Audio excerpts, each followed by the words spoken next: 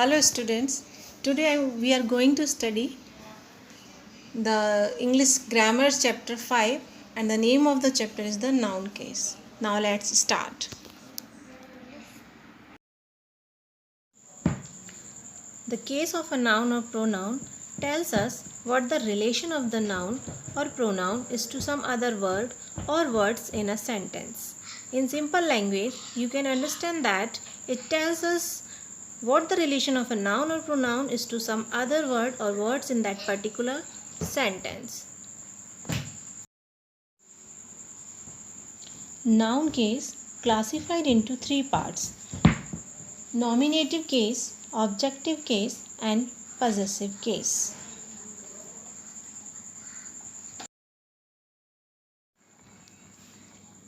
First, we will study nominative case. So what is a nominative case? When a noun or pronoun used as the subject of a verb, it is said to be in the nominative case. For example, Aslam sells car. Here in this example, Aslam is the doer, which means that Aslam is the one who sells car. That's why Aslam is in the nominative case. Second one, she stole my book.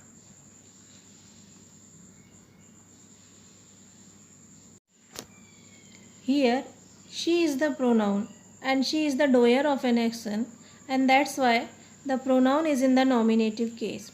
So the noun or pronoun is in the nominative case when it is the doer of an action. Remember one thing, students, if you ask who or what before a verb, you will clearly know the subject of the verb.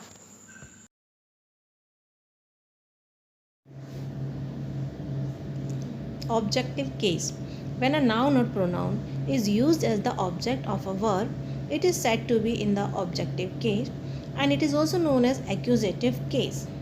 It means when an action is done on a noun or a pronoun, then that noun or pronoun is in the objective case. For example, Jay reads book. In this example, the object is book on which the action is being done. That's why the noun book is in the objective case. Second example, Kamal kicked the ball.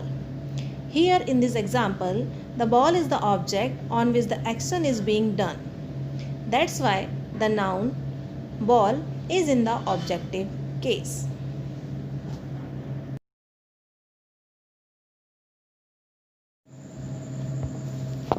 Note: sometimes there are two objective cases in a sentence.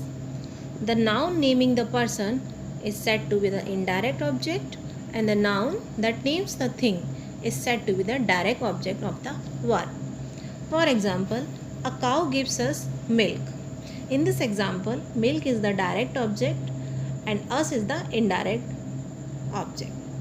Second one, the teacher taught maths to Diya. Again in this example, Diya is the indirect object because she is the living being, and maths is the direct object because it is the non-living.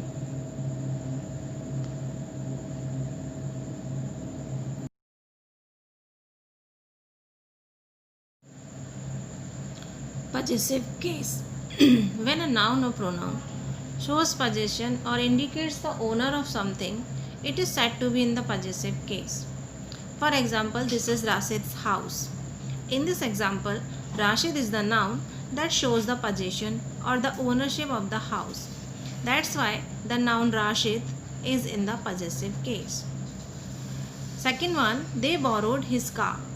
In this example, his is the pronoun that shows the someone's possession or the ownership of the car. Therefore, the pronoun his is in the possessive case.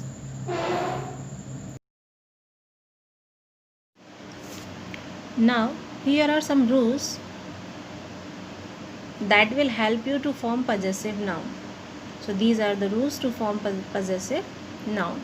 First one, for singular nouns, we add the apostrophe and letter S to show possessor. For example, Ria's book, the girl's dress, the king's palace. Here, we are trying to say that the book belongs to Ria. So, Ria here is singular noun. That is the reason we are adding apostrophe before S. Second one, for singular nouns ending in s, we add both apostrophe and apostrophe s to show possession. Both are acceptable and both are correct. For example, Mrs. Space car is new or Mrs. Space car is new. Both are correct. Here we add apostrophe s after s, or we add also apostrophe s and only apostrophe. So both are correct and both are acceptable. Number 3, with plural nouns that end in s, we add an apostrophe after s.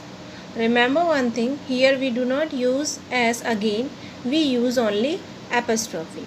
For example, the nurse's uniform, the teacher's hostel. In these examples, both are plural nouns, so we add only apostrophe. Number 4, with irregular plural nouns that do not end in s, we use apostrophe before s. Irregular plural nouns means that they do not have any rule, like women, children, men's. For example, women's gym, men's coat, children's book. In these examples, we add apostrophe with s.